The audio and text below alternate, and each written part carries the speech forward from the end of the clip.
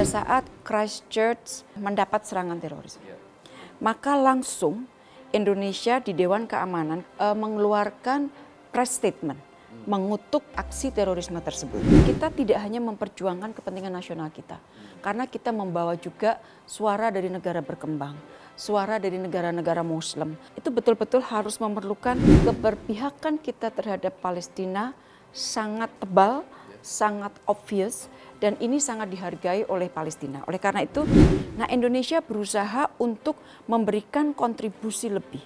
Kita memberikan kontribusi 20 kali lipat lebih banyak dari kontribusi awal yang kita berikan. Jadi memang kita tidak hanya ngomong, tetapi kita melakukan hal-hal yang konkret yang alhamdulillah dunia mengakui.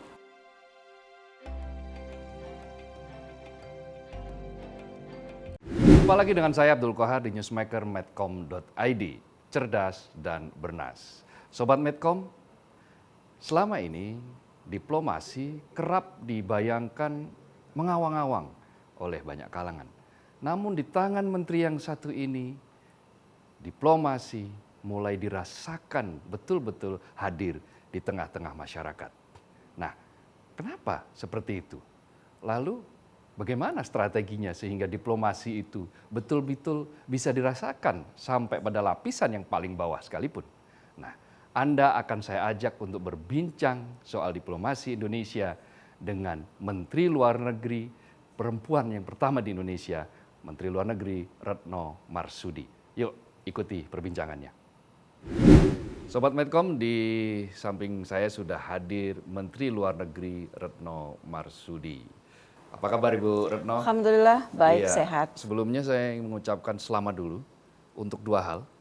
Yang pertama, selamat atas dipilihnya Indonesia menjadi anggota tidak tetap Dewan Keamanan PBB Terima kasih, di Januari. terima kasih. Lalu yang kedua tentu saja selamat atas keberhasilan diplomasi kemudian membebaskan Siti Aisyah. Terima Tentu kasih. ini pekerjaan yang Terima tidak kasih. ringan bagi Ibu. Nah, Dewan Keamanan anggota tidak tetap Dewan Keamanan PBB. Apa sih Bu itu pentingnya bagi Indonesia?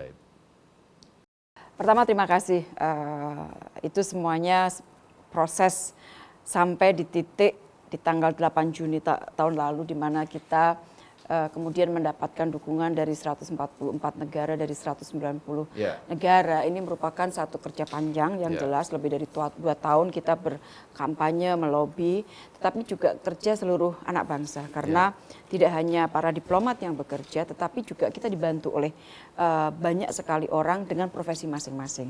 Jadi setiap orang Indonesia yang bertemu dengan counterpartnya dari DPR misalnya, bertemu dengan parlemen di negara-negara manapun, mereka juga beliau-beliau selalu menekankan mengenai permintaan dukungan tersebut. Jadi sekali lagi kesempatan yang baik juga saya untuk sekaligus mengucapkan terima kasih karena pada saat kita kompak kompak memperjuangkan sesuatu, maka memang hasilnya jauh lebih baik daripada kemudian kita terpisah-pisah memperjuangkannya.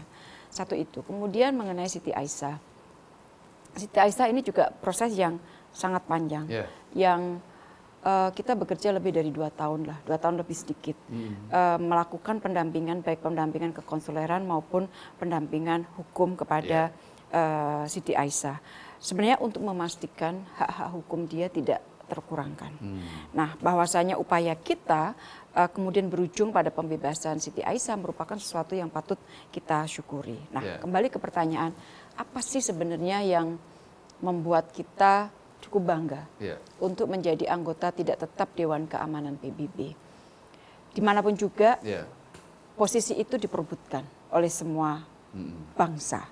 Karena 15 anggotanya, 5 adalah anggota tetap, 10 itu elected setiap 2 tahun, dan semua itu berpacu. Dan persaingannya sangat-sangat ketat. Sehingga kerjanya itu memang keras untuk dapat mencapai titik itu. Nah, pada saat kita berada di dalam Dewan Keamanan, berarti secara langsung kita dapat memberikan kontribusi bagi upaya untuk penciptaan perdamaian dunia. Saya berikan contoh misalnya, pada saat Christchurch mendapat serangan teroris, maka langsung Indonesia di Dewan Keamanan kita bergerak, kita kemudian bersama dengan Kuwait mengusulkan bahwa Dewan Keamanan PBB mengeluarkan press statement mengutuk aksi terorisme tersebut dan kemudian disetujui oleh semua negara. Pada saat ada diskusi mengenai perpanjangan mandat dari UNAMA. UNAMA itu adalah UN Mission in Afghanistan. Kenapa perlu diperpanjang? Karena kita ingin masih memastikan bahwa upaya untuk menciptakan perdamaian di Afghanistan itu dilingkupi oleh suasana yang atau environment yang kondusif. Oleh karena itu perlu memperpanjang mandat dari UNAMA. Indonesia bersama dengan Jerman sebagai co-pen holders untuk isu perpanjangan misi UNAMA itu langsung kita bergerak, kemudian juga akhirnya disepakati. Jadi secara langsung kita bisa memberikan kontribusi di dalam upaya untuk menciptakan perdamaian dunia. Karena kan kita banyak sekali yang sudah kita lakukan, terutama diplomasi perdamaian kita, diplomasi kemanusiaan kita itu sangat tebal dan sangat dihargai oleh, alhamdulillah dihargai oleh negara-negara lain. Sebenarnya satu niatan kita adalah memberikan kontribusi. Nah, dari 190 kemudian 144 yang tadi mendukung, ini artinya apa? Itu artinya kepercayaan dan tanggung jawab. Kepercayaan pasti, karena tidak mungkin orang memilih seseorang yang satu negara yang dia tidak percaya. Jadi kepercayaan itu pasti. Tetapi dalam setelah kepercayaan itu kemudian muncullah tanggung jawab. Dan tanggung jawab itu kita sudah memiliki komitmen kuat bahwa tanggung jawab itu akan kita tunaikan dengan sebaik mungkin. Dan tantangannya nggak sedikit, karena kita tahu bahwa dunia saat ini sedang banyak terjadi rivalitas, banyak sekali ketidakpastian, kemudian nilai-nilai multilateralisme juga sedang tergerus. Jadi kita dihadapkan pada situasi yang sangat rumit dan disitulah kita harus menunjukkan bahwa ya ini Indonesia, kita memiliki posisi yang selalu kita menghormati prinsip-prinsip dari UN Charter misalnya. Dan pada saat Indonesia duduk di situ, maka kita tidak hanya memperjuangkan kepentingan nasional kita. Karena kita membawa juga suara dari negara berkembang, suara dari negara-negara Muslim, suara dari negara-negara kepulauan kecil. Itu betul-betul harus memerlukan satu ramuan yang tepat sehingga kita bisa berdiri tegak, bermartabat, menjalankan diplomasi kita di Dewan Keamanan PBB. Nah, termasuk di dalamnya kan peran Indonesia soal konflik Palestina, Timur Tengah, Israel kan luar biasa. Betul. Sehingga kita sangat dipercaya oleh Palestina. Dan saat ini terus bergejolak. Nah, apa yang akan dimainkan Indonesia dalam waktu yang dekat-dekat ini terkait dengan Palestina Israel ini? Pertama, keberpihakan kita. Indonesia, pemerintah dan masyarakat Indonesia sangat mendukung apa yang dilakukan oleh pemerintah untuk mendukung perjuangan bangsa Palestina. Keberpihakan kita terhadap Palestina sangat sangat tebal, sangat obvious, dan ini sangat dihargai oleh Palestina. Oleh karena itu, setiap kali ada debat diskusi di forum-forum internasional mengenai masalah Palestina, maka Indonesia adalah salah satu negara yang pasti dikonsult pertama kali. Nah, itu juga merupakan satu tanggung jawab. Nah, bentuk dukungan kita pertama adalah dukungan mengenai dukungan politik. So all the way kita akan memberikan dukungan politik kepada bangsa Palestina untuk memperjuangkan hak-haknya. Kita tahu bahwa jalan ini bukan jalan yang mudah, jalan ini akan sangat bumpy dan mungkin akan panjang, nggak masalah. Kita tahu. Tetapi keberpihakan kita, dukungan kita harus kita terus lakukan. Karena sekali lagi tidak boleh bergeser. Karena kan sebenarnya kalau kita mau mudah ya sudah kita diam aja. Tapi ini adalah mandat konstitusi yang harus ditunaikan. Jadi oleh karena itu kita memilih untuk melakukan sesuatu. Kita memilih untuk berkontribusi. Itu dari aspek politik. Terus extra effort yang kita lakukan. Kita mempersiapkan juga kondisi ekonominya. Caranya konkret.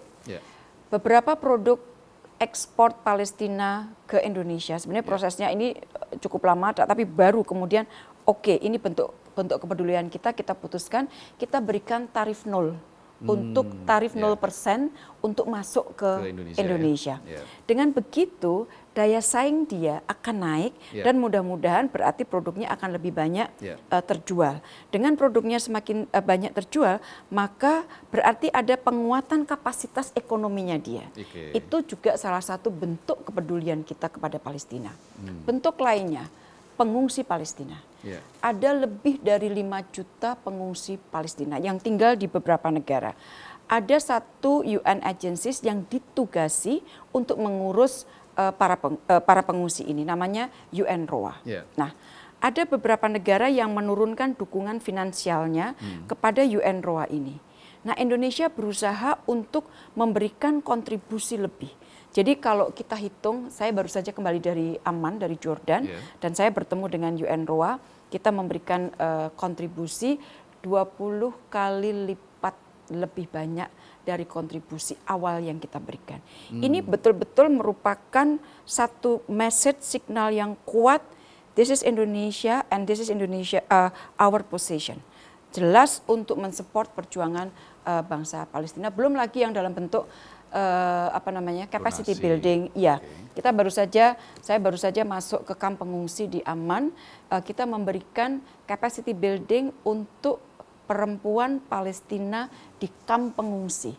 Jadi memang kita tidak hanya ngomong, tetapi kita melakukan hal-hal yang konkret yang alhamdulillah dunia mengakui upaya kita untuk terus memberikan kontribusi. Nah, 20 kali lipat itu dibandingkan dengan kapan, Ibu? Dibandingkan mungkin sekitar 5-6 tahun yang lalu. Karena kita berangkat dari jumlah yang sangat sedikit sekali, tetapi ada kebutuhan kita dan memang harus ada keberpihakan ya. Nah, kenapa Ibu sampai dilipat gandakan 20 kali lipat itu?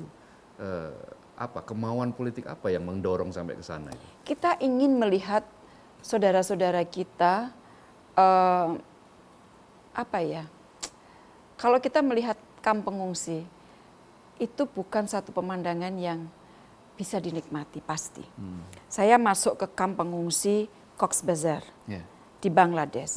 Saya masuk kembali ke Cox's Bazar bersama dengan Presiden. Jadi saya sudah 2 kali, mungkin hanya sedikit Menteri Luar Negeri yang masuk ke kamp pengungsi 2 kali. Dan yang terakhir bersama dengan saya mendampingi Presiden. Dengan Palestina saya masuk juga di kamp pengungsi.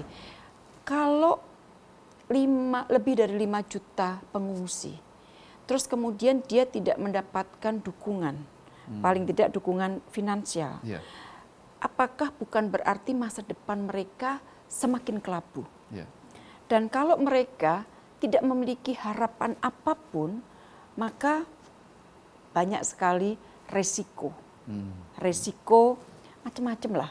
Jadi kita memang betul-betul harus ada affirmative action ya, keberpihakan kita untuk benar-benar membela perjuangan bangsa Palestina dan bentuknya seperti tadi yang saya sampaikan. Nah, itu kan situasi Timur Tengah belum sepenuhnya stabil. Ya. Kita melihat ya terakhir malah ada mulai hangat lagi soal dataran tinggi Golan dan seterusnya. Nah, Indonesia juga sudah bersuara soal itu.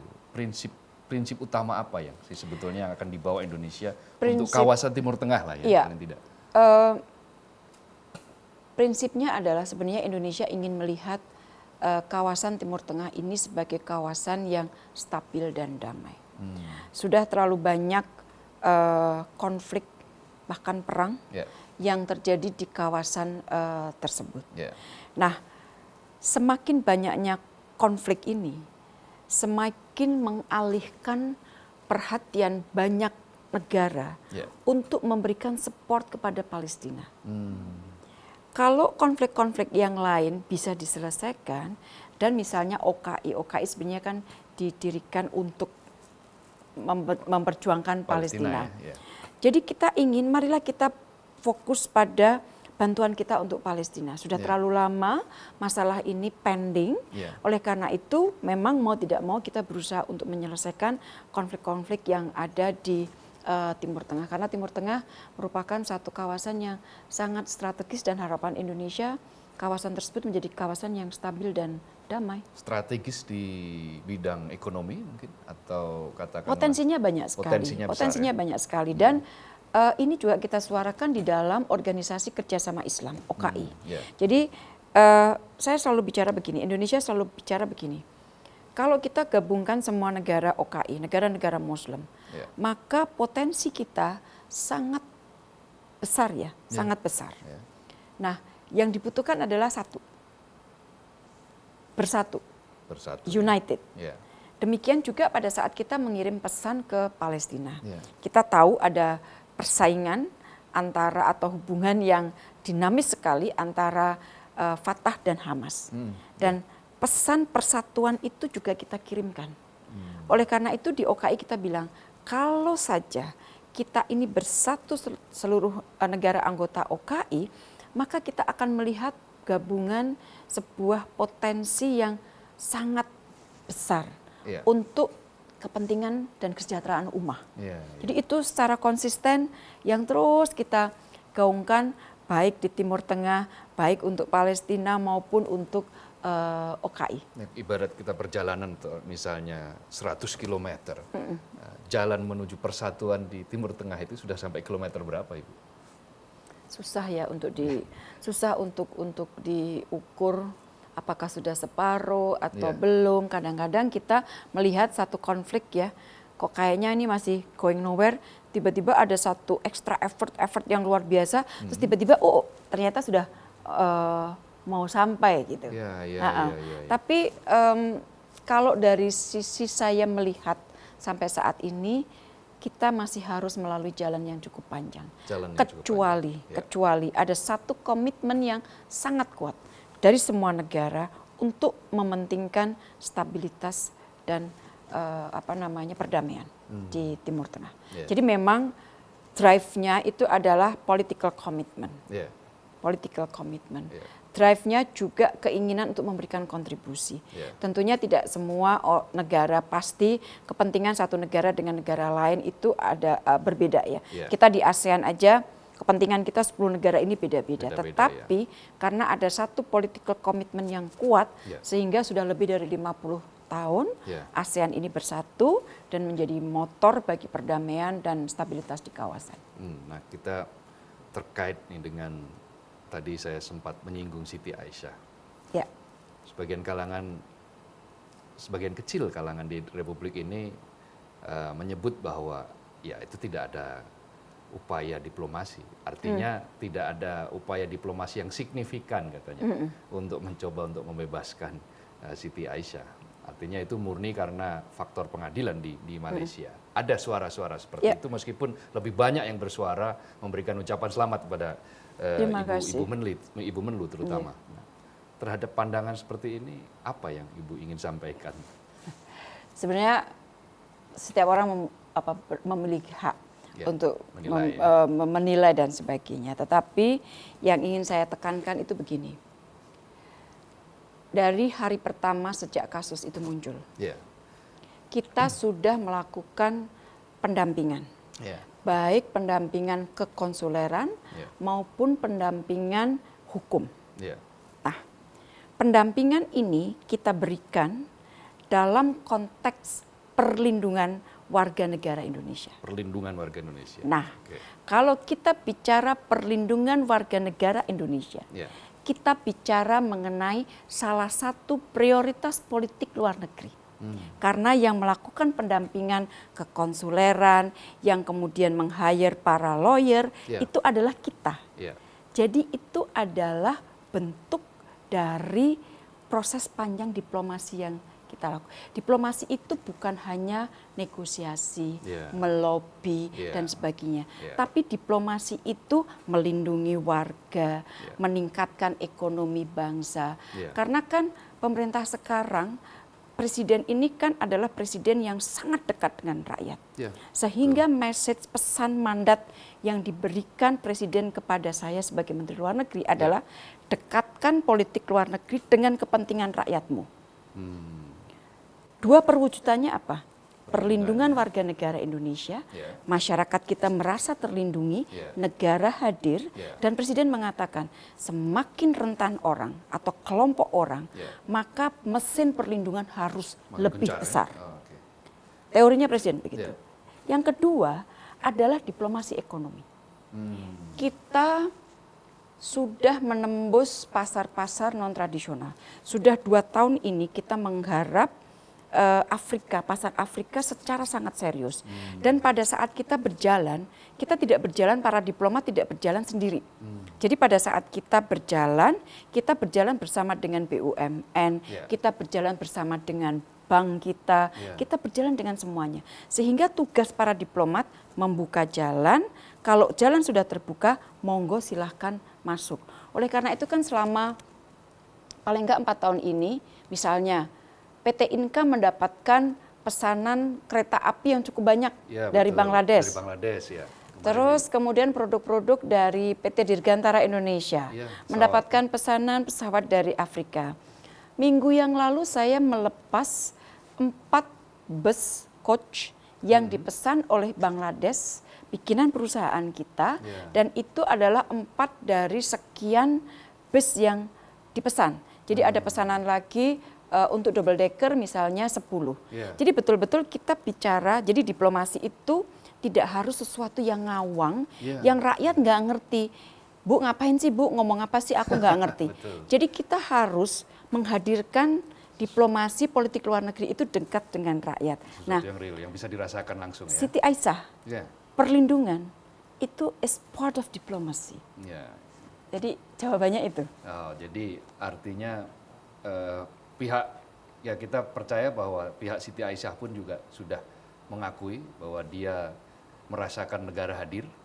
Artinya itu pun juga sudah cukup menjawab gitu kira-kira. Iya, saya ingat pertemuan karena ada permintaan dari keluarga Siti Aisyah untuk bertemu dengan Bapak Presiden dan saya mendampingi Presiden pada saat itu. Jadi yang meminta keluarga ya? Keluarga. Dan kalimat dari bapaknya adalah Bapak Presiden beribu-ribu nuhun.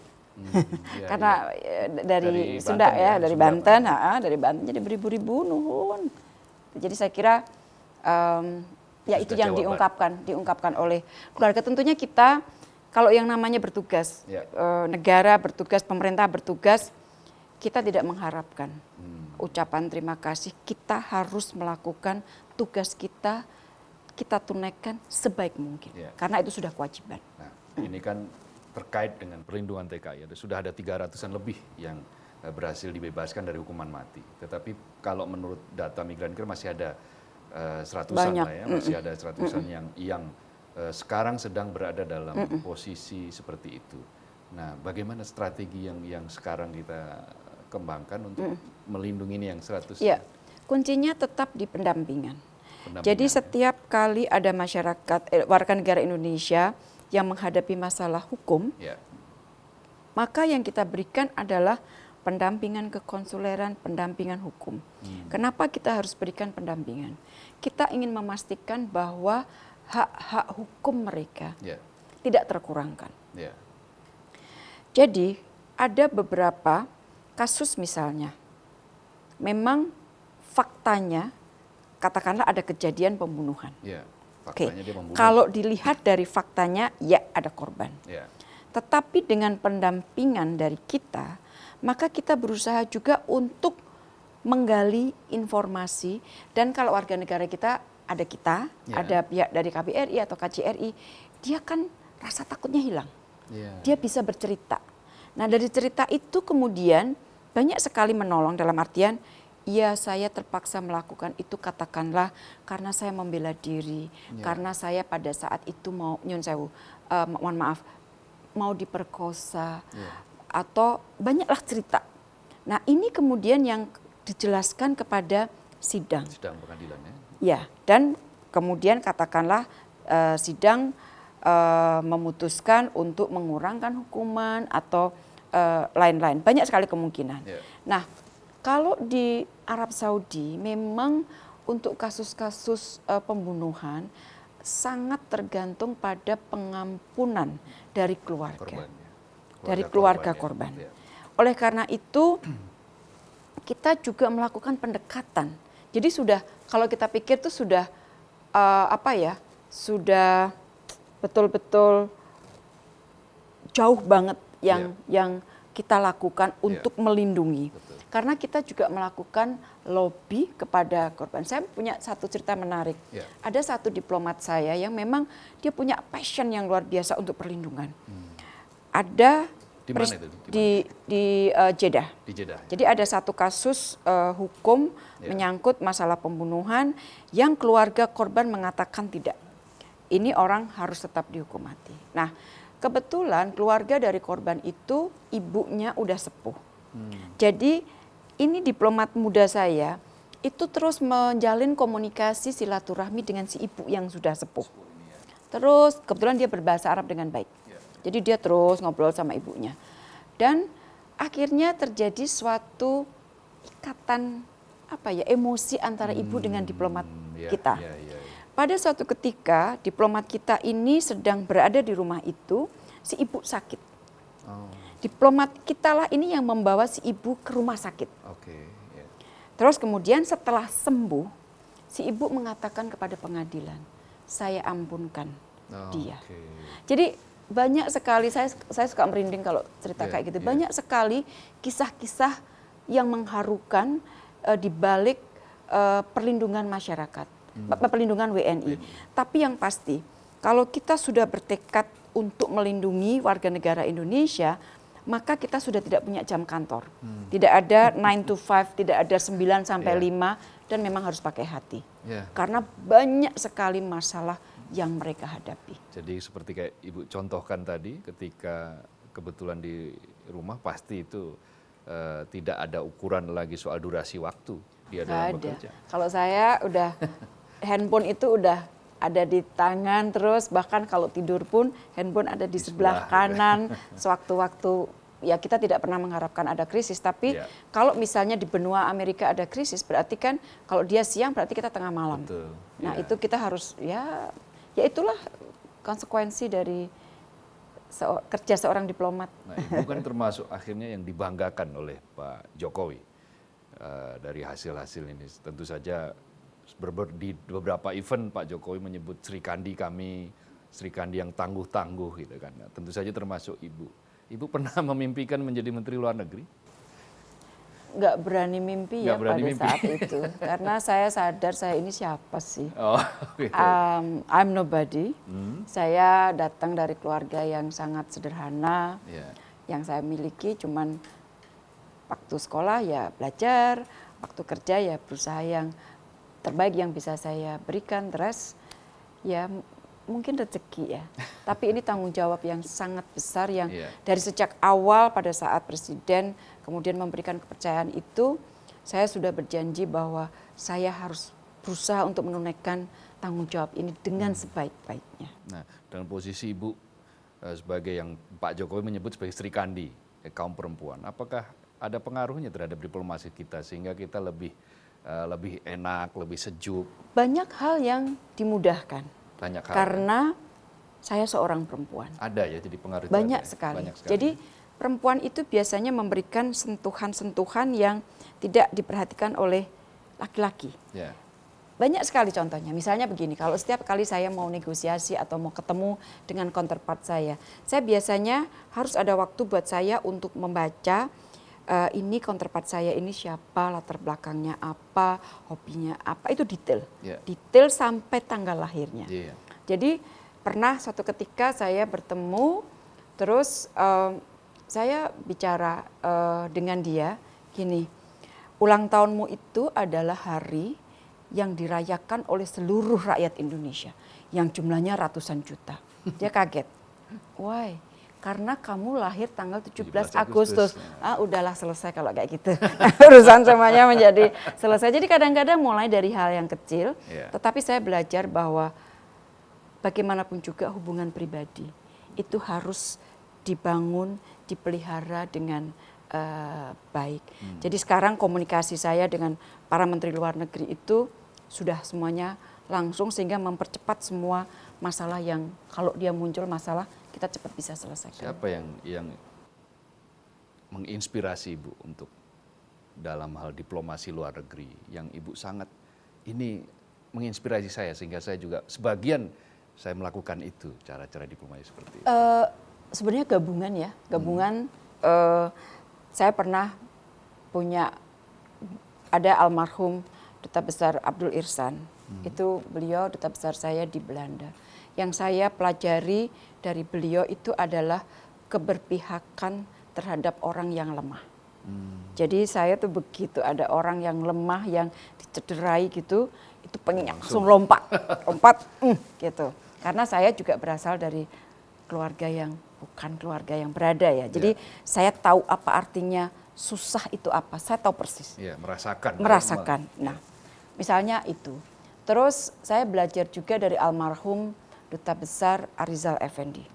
Itu adalah seorang negosiator yang sangat ulung. Yang dia pokoknya begitu targetnya ini, national interest kita ini, dia akan terus jalan sampai tujuan itu tercapai. Jadi banyak yang saya pelajari belum lagi dari Pak Ali Alatas, dari Pak Hasan Wirayuda. Jadi saya berusaha untuk belajar dari banyak orang, dari para senior saya. Ya saya pakai yang inilah, yang kelihatan menonjol-menonjol. Kenapa tidak kalau memang baik kita pakai. Ibu masih punya waktu rileks nggak? Dengan jarang, tapi masih ya. Jadi saya itu kalau udah hari apa, misalnya hari Kamis atau Jumat itu sudah, ini aku Sabtu Minggu ini aku libur nggak ya? Karena biasanya hariku semuanya Senin. Senin, semua ada. Tapi begitu ada katakanlah Sabtu, kok bisa libur itu ya Allah, senangnya minta ampun, senang sekali. Jadi berusaha untuk menikmati momen yang ada untuk apa ya, sedikit ambil napas lah. Dan apalagi kalau sudah ada di rumah, nyaman. Nah, pertanyaan terakhir Ibu, apa yang kira-kira saat ini Indonesia harus segera lakukan untuk diplomasi kita ke depan dalam kurun ya paling tidak sampai 5 tahun yang akan datang atau 10 tahun yang akan datang? Satu, kita masih harus menyelesaikan konsep yang sudah diinisiasi Indonesia, yaitu konsep Indo-Pasifik. Ini adalah konsep besar yang baru minggu yang lalu kita bisa mendudukkan 18 negara sekaligus untuk bicara Indo-Pasifik. Prosesnya masih lama, sehingga kita harus terus kawal proses ini. Satu itu. Dan ini merupakan satu recognition dari negara-negara besar, termasuk dari Amerika Serikat, Australia, India, Tiongkok, bahwasannya mereka semuanya ber-18 bisa duduk bareng, itu sudah sebuah satu recognition terhadap leadership Indonesia. Kita juga harus meneruskan diplomasi perdamaian dan kemanusiaan. Karena konflik jumlahnya tidak akan lebih sedikit. Pasti akan ada terus hal seperti itu terjadi. Dan Indonesia harus terus berkomitmen untuk menjadi bagian dari penyelesaian masalah dunia. Bukan bagian dari masalah dunia. Yang ketiga adalah kita harus terus melanjutkan dignified foreign policy. Politik luar negeri yang bermartabat, yang dihormati, sekaligus dapat memperjuangkan kepentingan rakyat secara langsung. Sekali lagi, sudah bukan saatnya politik luar negeri itu mengawang di angkasa, ada di menara yang rakyat kita nggak tahu. Jadi biarlah rakyat kita merasakan apa yang dilakukan oleh para diplomat Indonesia. Terima kasih Ibu Retno sudah meluangkan waktu, ya meskipun di tengah kesibukan. Tentu saja ini sangat penting bagi Sobat Medcom semua. Jangan lupa like and subscribe Medcom ID di YouTube dan di Facebook kami. Dan saksikan dialog Newsmaker spesial dengan Ibu Menlu ini di medcom.id. Terima kasih Ibu sekali lagi. Mudah-mudahan kita berhasil terus di dalam proses demokrasi ke depan. Sehat. Diplomasi kita ini dan Ibu dikaruniai kesehatan juga. Tentu saja bangsa ini akan memperoleh berkah yang luar biasa, bisa merasakan negara hadir di dalam diplomasi kita di tingkat internasional, tingkat global, dan tentu saja manfaatnya akan sangat dirasakan oleh masyarakat Indonesia. Minggu depan saya akan kembali menjumpai Anda dengan tema yang berbeda dan dengan sosok yang berbeda pula. Saya Abdul Qahar, mohon pamit, sampai jumpa. Terima kasih.